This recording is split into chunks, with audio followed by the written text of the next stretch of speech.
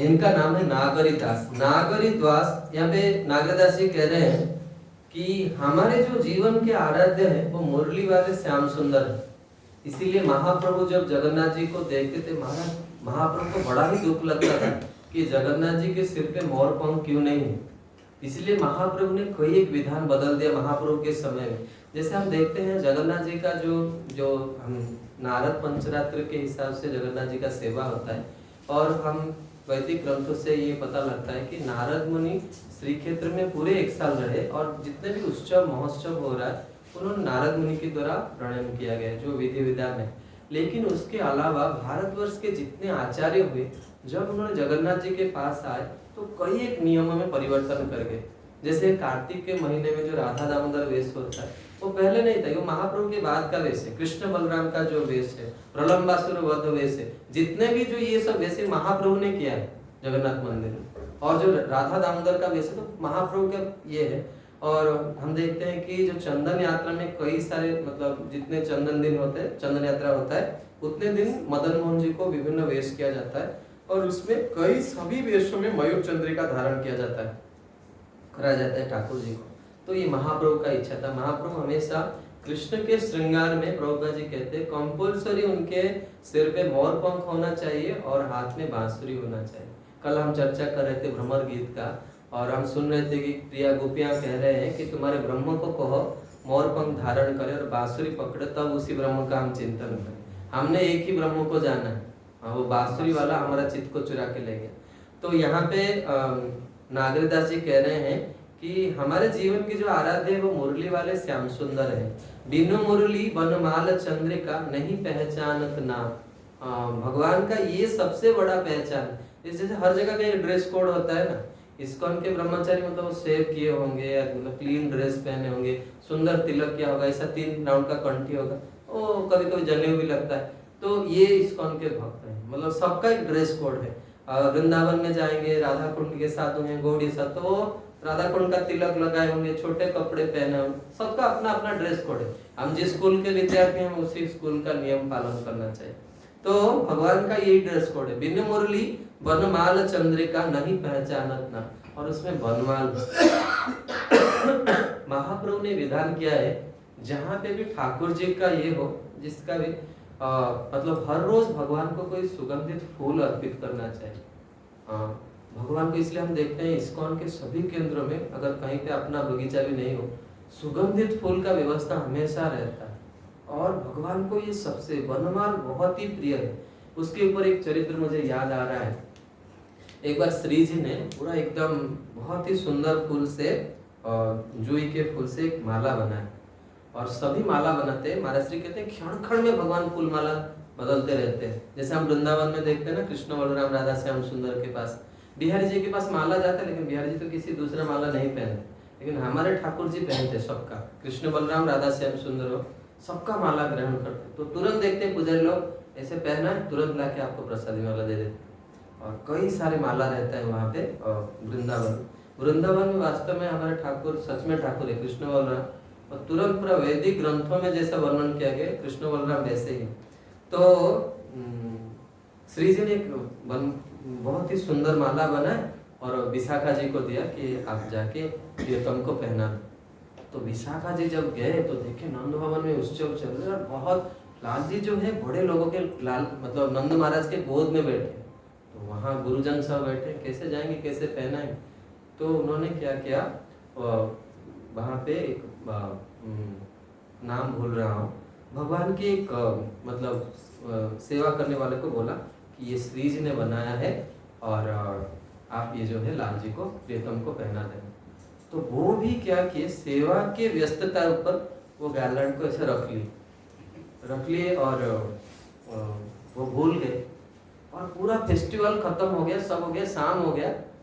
तो शाम के समय भगवान जब बाहर आए तो देखा वो क्या हुआ, गार्लैंड ऐसे दे देते पूरा एकदम पैकिंग करके, केले के पत्ते से पूरा इसको दिया था। तो गार्लैंड थोड़ा सा बाहर निकल गया है, कोई तो आके बैठ गया होगा या कुछ तो होगा, पता नहीं, योग माया का भी ऐसा भी कार्य हो सकता है। वो गार्लैंड दिख रहा, वो गार्लैंड को देख के, फूल माला को देख के भगवान को पता लग गया कि ये आज तो खेर नहीं, क्योंकि वो फूल माला को देख के ही पता लग गया कि ये माला श्री जी ने बनाया।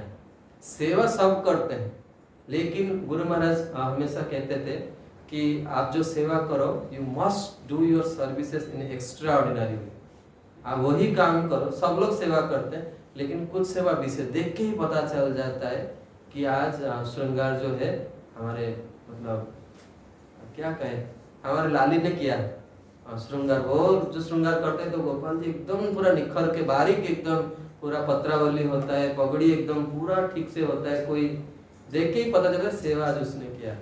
हाँ, तो ऐसे विशेष सेवा रहता है, कोई कोई सेवा एकदम फाइन करते हैं।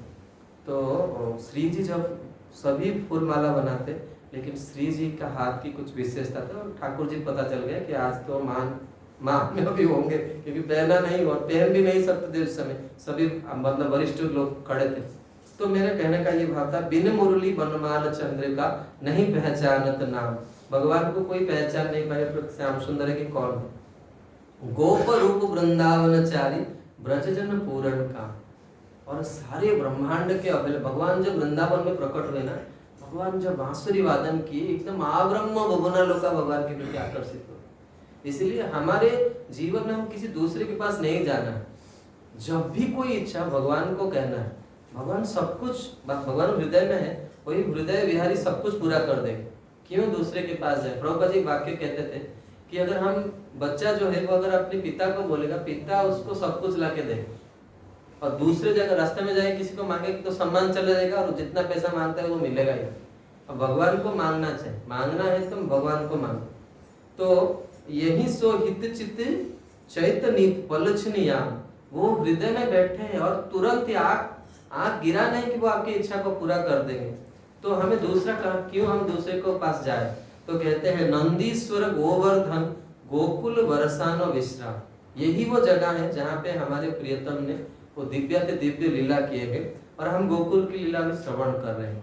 और नागरी द्वारिका मथुरा 1900 केसों का, ये सब जगह में जाने का हमारा क्या मतलब?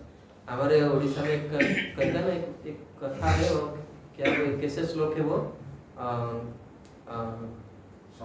तत्व चरण, हाँ, सकल तीर्थ तो चरण बद्रिका जीवी के कारण। जगन्नाथ जी को देख के कहते हैं कि प्रभु हम दूसरे जगह क्यों जाए? भाई आपके सच में, अगर मतलब आप देखेंगे महाप्रभु ने कहा है कि पूरे ब्रह्मांड में जितने भी तीर्थ हैं सब जगन्नाथ जी के विस्तार है। इसलिए महाप्रभु ने स्वयं जहां भी जाते थे जगन्नाथ जी को दर्शन करके जाते, और ऐसा अद्भुत ठाकुर विश्व में कहीं नहीं है। इतना सुंदर दर्शन आज भी इतने मतलब समय के बाद, और मतलब पूर्ण काम, वहां पे जाएंगे पूरा एकदम जी भर के। कई मंदिर जाते हैं, ढूंढते रहते भाई प्रसाद थोड़ा मिलेगा, कोई भी प्रसाद नहीं है यहाँ। जैसा भी प्रसाद जिसको जितना भी खाना है वो खा सकता है, और ठाकुर ऐसे दयामय है।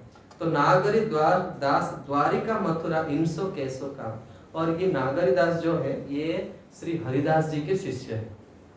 और इन्होंने जब बांके बिहारी जी को हरिदास जी सेवा करते थे, तो हर रोज सेवा के बाद बांके बिहारी जी के चरणों में 8 स्वर्ण मुद्रा प्रकट होता है, और उस स्वर्ण मुद्रा से श्री हरिदास जी 56 भोग की व्यवस्था करते, रोज 56 भोग लगता है। और वो 56 भोग कैसे लगाते? ब्रज के, आप देखे होंगे हमारे यहाँ जब उत्सव होता है तो हम बर्तन नहीं होता, मिट्टी के बर्तन से भोग लगाते। मायापुर में देखते ना 1000 आइटम होता है मिट्टी के बर्तन से, और भगवान को ये सबसे प्रिय है मिट्टी के बर्तन। एक बार व्यवहार किया तो नागरिकदास सोचने लगा हमारे गुरु जी का भी माथा खराब हो गया, रोज स्वर्ण मुद्रा निकल रहा है, 2-4 सोने का बर्तन कर दे, सोने का बर्तन से भोग लगना चाहिए। तो गुरु जी को क्या हो गया, फिर कुछ दूसरा चीज बनाना चाहिए। तो ऐसा ही सोचे, तो गुरु जी ने एक लीला किया, हरिदास जी ने, उन्होंने नागरिकदास को कहा कि वहाँ पे बांके बिहारी हरिदास जी के संप्रदाय में इत्र की सेवा होता है। आप देखेंगे बिहारी जी एकदम हर रोज, कभी भी बिहारी जी आपको ऐसे नहीं लगे कि आज पुजारी ने ठीक से सेवा नहीं, एकदम चमकते रहते हैं चकचक करके। और उनकी संप्रदाय के जितने भी ठाकुर जी जहाँ पे होंगे वहाँ पे इत्र मालिश होगा, एकदम ठाकुर जी को इत्र होता है, ब्रज में, ब्रज की रज में गुलाब से इत्र होता है।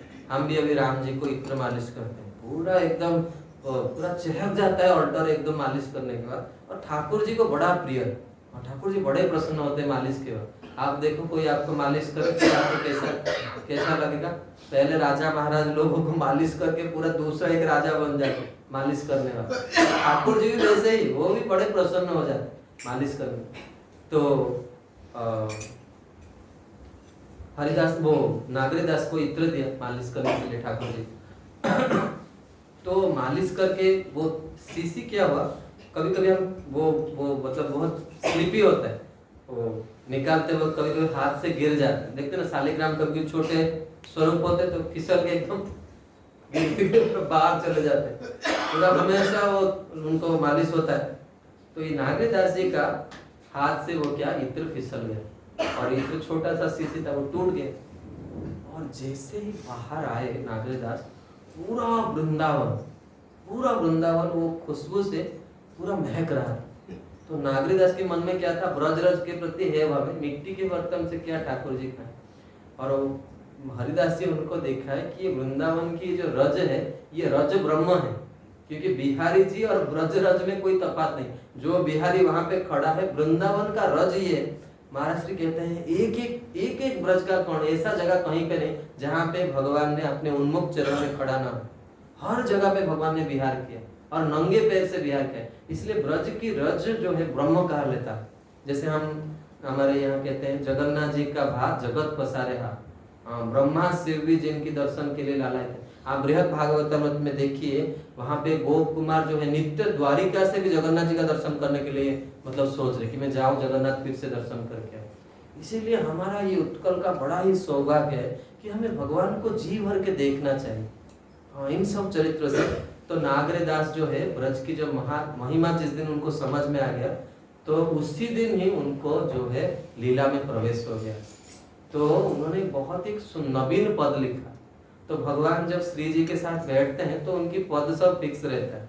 कौन से समय, जैसे हम गीत गोविंद गाते हैं तो अभी शाम के समय में अगर श्रित कमला कुछ गाएंगे, शयन के समय में हम गाएंगे जो पद रहता है, धीर समीरे जमुना तीरे बसती बने वन मार, वो शयन का सेवा। ठाकुर जी इसको सुन के सोने जाए। हाँ, वो सब पद का निर्दिष्ट समय रहता है, कौन से समय में क्या पद गाना। तो वहां पे उस समय जो थे 3 मुख्य प्रमुख आचार्य थे, श्री हरिदास जी, श्री हरिवंश महाप्रभु और हरिराम व्यास जी। ये तीनों महापुरुष एक साथ बैठते थे और भगवान की साक्षात लीला को देखते।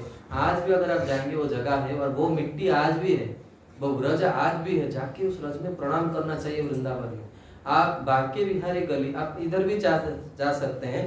राधा दामोदर मंदिर जाने से पहले जो वनखंडी महादेव है, उस रास्ते में अगर सीधे जाएंगे, मोटे गणेश मंदिर के बाद एक आएंगे राधा छैल चिकनिया, देखिए छैल चिकनिया मंदिर होगा। वो छैल चिकनिया ठाकुर जी की स्वयंभू विग्रह, बड़े लीलामय ठाकुर।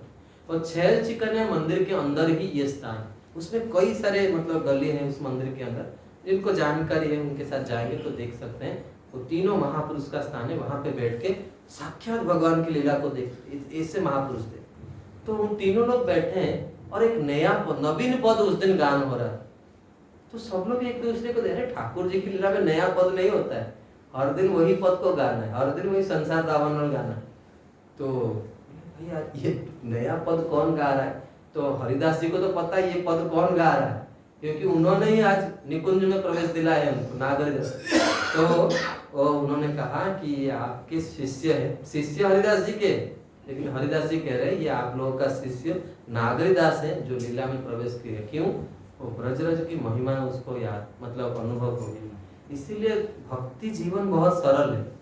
हम गुरु के प्रति, भगवान के प्रति, इन लीलाओं के श्रवण करने से जब जिस दिन हमको सत्य लगे उसी दिन ही लीला का अनुभव होने लगे। हाँ, हम ये चरित्र सुनने का मतलब क्या है?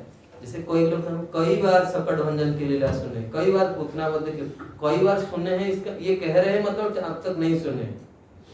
और जो सुना है वो कभी नहीं कहेगा मैं सुना है करे, क्योंकि उसको और सुनने की लालसा है और जानना है इसमें और क्या रस है, क्योंकि हर भक्त के अंदर भगवान के प्रति एक विशेष भाव।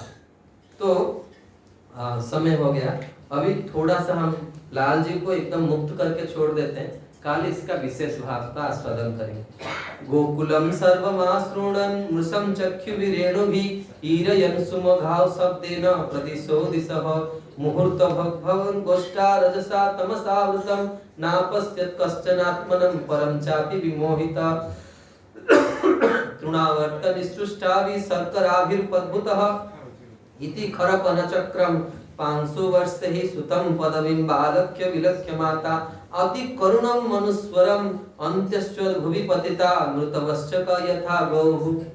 जैसे ही देखा माँ यशोदा ने कि लाल जी नहीं है, तुरंत एकदम विरह से रोने लगे, मूर्छित हो गए। कैसे रोने लगी? जिस तरह से बछड़ा अगर मतलब बछड़ा का मतलब अगर ये हो जाए, बछड़ा अगर शरीर छोड़ दे गाय जैसे रमाने लगती है, उस तरह से आज यशोदा जी जो है लाल जी के बिना एकदम रोने लगे, मूर्छित हो गए। और सभी ब्रज के जो लोग हैं सभी लोग मतलब दौड़ रहे हैं लाल जी के पास। किसी को अपने बच्चे का ध्यान नहीं, सब लोग दौड़ रहे हैं, लेकिन दौड़ भी नहीं सकते क्योंकि ऐसा मतलब वो हवा चल रहा है कि कोई किसी को देख नहीं पा रहे, एक दूसरे से टकरा रहे हैं। और सबके मुंह में एक ही बात है कि कान्हा कान्हा कान्हा कैसा है। मतलब उस समय तो भगवान का नाम नहीं हुआ, जो भी मतलब वो संबोधन करते हुए वो संबोधन करके हुए वो आ रहे हैं। तो यहाँ पे कई एक आचार्यों ने बहुत ही सुंदर भाव दिया है। इन भावों को हम कल आस्वादन करेंगे, क्योंकि भगवान को इस तरह से नहीं रखना चाहिए। तो तृणावर्त क्या किया, भगवान को लेके एकदम आकाश के ऊपर उठ गया रुदितं मनु निश्चम्य तत्र गोप्य भूषन्तं अतिसृणं अश्रुपूर्णं मुख्यः रुरुदुः अनुपलभ्य नंदसुनुः पवनम उपरात उपसंग्रह वेगैहि। भगवान को लेकिन बड़ा ही आनंद आ रहा है। कुछ बच्चे होते हैं ना एकदम निडर होते हैं। कभी आप देखें सर्कस में वा कभी मेला लगता है तो ऐसा एक होता है चक्री के जैसा, लोग बैठ के झूलते, पहले तो थोड़ा थोड़ा जो ऊपर जाएगा तो जब पूरा ऊपर जाएगा एकदम पूरा काम जाता है, कुछ लोग चिल्लाने लगते हैं और कुछ लोग का दूसरा चीज हो जाता है वहां। तो लाल जी को लेकर लाल जी बड़े निडर थे, जितना ऊपर जाते उनको पूरा एकदम मतलब कौतुक के मारे तृणावर्त के ऊपर वो बड़े खुश थे, तृणावर्त के इस कार्य के ऊपर कि भाई अभी तो घर में बैठा था, अभी थोड़ा मतलब ऊपर जाने का मौका। तो लाल जी तो एकदम निडर थे और लाल जी को कस के पकड़े हैं तृणावर्त को। तो यहाँ पे कहते हैं रुरति अनुपलभ्य नंद सुनु। नंद सुनु, नंद जी के जो सुपुत्र है लाल जी है, उन्होंने क्या सुना कि ब्रज में सब लोग रोने लग गए, रुरुदु रो रहे। पवनम उपारम संभूत वर्ष वेगी तृणावर्त शांत रयो वाक्य रूप धरो हरन कृष्णम नभगतो गंतुम नास्वप्नो भूरि भारभूत। संपूर्ण भूमंडल के जो भार था, जो असुर थे, उसके उद्धार करने के लिए मन में सोचे। क्यों सोचे? रुरुदुहु गोप वृंदे, ब्रज के सब लोग रो रहे थे, इसीलिए उन्होंने मन में सोचा, क्योंकि भगवान अपने भक्तों को रोते हुए कभी नहीं देख सकते, इसीलिए भगवान के सामने कोई रोना नहीं चाहिए। ठाकुर जी जानते हैं हमें क्या चाहिए, वो देते हैं भगवान के सामने। तो तमस्मानं मन्यमानो आत्मनं गुरुमत्तया गले गृहीत उत्सृष्टु नासकोन्मद अर्भुतार्भकम। और गले में क्या हुआ, पूरे एकदम एयर पैक टाइट करके भगवान ने क्या किया, तृणावर्त को पकड़ लिया। और जैसे ही भगवान ने पकड़ा तो तृणावर्त कहने लायक नहीं रहा। जैसे पूतना ने तो कहा भाई बच्चा तू छोड़ छोड़ करके, तृणावर्त को ऐसा कहा क्योंकि माँ को एकदम चकमा देके आया था, तो भगवान को बड़ा गुस्सा आ गया। भगवान देखते हैं कि जो लोग उनके भक्तों के प्रति कुछ अन्याय करते हैं तो भगवान फिर मौका नहीं देते, कंस को घसीट के लाए, एक थप्पड़ में काम तमाम हो गया। लेकिन सुखदेव गोस्वामी कहते हैं कि भगवान इतने रुष्ट हुए थे कि ये दुष्ट मेरे माँ का केस को पकड़ा, इसीलिए केस को घसीट के ला रहे, पूरे सभा में दिखा रहे हैं भगवान जो दुष्ट ये कार्य करेगा उसके मैं ये गति दूंगा। और जो नंद बाबा है वो सब कह रहे कंस को मेरा लाला क्यों मारेगा, मेरा लाला। एक बार भगवान ऐसे है, लाल जी भी सोने जा रहे तो इसके लिए मैं ये कह रहा हूँ। महाराज श्री वाक्य कहते हैं और आनंद वृंदावन चंपू में कवि कर्णपुर गोस्वामी ने ये चरित्र कहा। एक बार लाल जी को मैया सुलाने जा रही थी, तो लाल जी ने कहा मैया ने कहा लाला आज तू सो जा, मेरे दूसरों काम है, मुझे जाना है। नहीं मैया, तुमने मेरा आदत खराब किया है, जब तक कहानी नहीं सुनेंगे हम सोएंगे, और कहानी नहीं सुनाओगे तब उत्पटांग शुरू कर। तो मैया को तो पता है लाल कैसा है एकदम, तो तुरंत ही मैया बोले ठीक है लाला, मैं कहानी सुनाऊंगा तो हुंकार भरी हो, मतलब कहने के बाद मतलब तुम सुन रहे हो करके ये जताओ, नहीं तो तू कब सो जाएगा मैं मतलब बोलता रहूं। लाला बोला हाँ मैया मैं हुंकार भरूं। तो तुरंत ही मैया रामायण के चरित्र शुरू की। लाला एक राजा थे, उनका नाम था दशरथ, उनके 4 कुमार थे और उनके बड़े पुत्र का नाम राम था। लाला सुन रहा है ऐसा कर होम करे बड़े गंभीर हो, वही तो राम है, तो होम करके बड़ा गंभीर, अरे ऐसा क्या ऐसे क्यों कर रहे यार। और वो बड़े ही सुंदर उनका विवाह हुआ और घर में बहू रानी आ गई। अच्छा लाला उसमें और जोर से उनका, और वही सब वो करने आए हैं, तो एक करके ऐसा हो रहा, अभी तो यहाँ 1000 करे, जोर से उनका भरे। और एक दुष्ट राजा था रावण, वो बेईमानी करके राम की पत्नी को चुरा ले गई। इतना सुनते ही ठाकुर जी एकदम आवेश में आ गए, लक्ष्मण मेरा धनुष लाओ। जैसे ही कहा दूसरे रूम में ही बलराम जी खड़े, जैसे ही लक्ष्मण धनुष लाओ सुना, ला भैया मैं आ रहा हूं करके वो वहां से उतरे। ये क्या हुआ, तुरंत ही मतलब भैया तो कुछ समझ में नहीं आया कि क्या हो रहा है, भाई तुरंत भूत लग गया, क्या हुआ। तो बोले मैया तुझे पता है अभी धनुष बाण लाओ, अभी उस रावण को खत्म करता हूं। तो मैया एकदम डर गई और नीचे गोद में बिठा, अरे लाला तेरे को क्या कहा। उस समय बलदेव जी आ गए, दोनों लाला को क्या पोछे, मुंह पोछे, और बोला अरे लाला तेरे को क्या हो गया? बोले भैया तेरे को पता नहीं मैं वही राम हूँ। माँ ने सोचा तू कहाँ से राम? बोले मैंने ही रावण को मारा है। भैया बोले अरे बिल्ली म्याऊं करता है तो मेरे गोद में छुप जाता है, चुप, भगवान के बारे में ऐसा बोलता है, चुप से सो जा। दूसरा कहानी सुना। तो भगवान ऐसे लाल जी जो है यहाँ पे देखते हैं कि उनके भक्त के ऊपर अगर कोई कुछ करता है भगवान एकदम बहुत रुष्ट हो जाते हैं। तो पृष्ठम नवगतो गंतुम ना शक्नोतुम भूरि भारम, मैया वात्सल्य भाव में भावित होके भगवान की भार को सह नहीं सके, और तृणावर्त कहाँ चलेगा? तो एकदम गला, जब गले गृहीतम उत्सुष्टम ना शक्नोति अद्भुता अर्भकम। बच्चे हैं, लाल जी है, छोटे छोटे हाथ है उनका, लेकिन ऐसे पकड़े कि छोड़े नहीं। भगवान एक ही वाक्य कहते हैं, मुझे पकड़ना आता है, छोड़ना तो मुझे आता नहीं। एक बार जिसको पकड़ दे जिंदगी भर नहीं छोड़ेंगे। और हम तो चाहते हैं कि जिंदगी भर अब हमको छोड़ेगे ना। हाँ, भगवान के पास ही रहना है, भगवान का होके भगवान के पास जाना है। तो गल ग्रहण निश्चेष्ट दैत्व निर्गलतो लोचनः अव्यक्त आरव न्यपतत् सहगालो विसर्गजे है। गल ग्रहण निश्चेष्ट, एकदम वो पूरा हवा नहीं गया, कुछ कहने लायक नहीं रहे। भगवान कुछ कहने लायक नहीं छोड़ा। जो भक्तों के प्रति मतलब दुर्व्यवहार करते हैं, भक्तों को ये करते हैं, सताते हैं, भगवान उनको कुछ कहने लायक नहीं रखते हैं। तो एकदम पूरा टाइट हो गया और आंख निकल आ गया, जीभ बाहर निकल आ गया, निश्चेष्ट हो गए पूरा आकाश में ही, और शरीर मतलब गया। अव्यक्त कतराव न्यपतत, और गिरे धड़ाम से एकदम। सह बालो व्यसुर ब्रजे, वृंदावन में गिरे। और कहाँ पे गिरे? बड़े चट्टान के ऊपर गिरे, और चट्टान के ऊपर गिरे तो पूरा एकदम पाउडर हो गया। वो चट्टान एकदम पूरा पाउडर हो गया, और वहां पे वो गिरा। लाल जी उसके ऊपर डॉनलॉप के ऊपर पूरा एकदम बैठ के वो खेल रहे, उनके एकदम खेलने का सामान हो गया तृणावर्त। और लाल जी बड़े प्रसन्न है, और तुरंत जैसे ही हवा रुक गया तो सारे प्रजापति एकाएक देखे कि लाल जी नहीं है।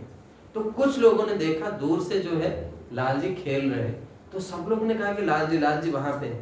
तो दौड़े एकदम, यशोदा सब गोपियां काम दाम और सब छोड़े, घर बार छोड़ के लाल जी की तरफ भागे। जीवन में जिस दिन भगवान हमको बुलाते हैं ना, तब हम ये छोड़ के आते हैं भक्त बनने के लिए।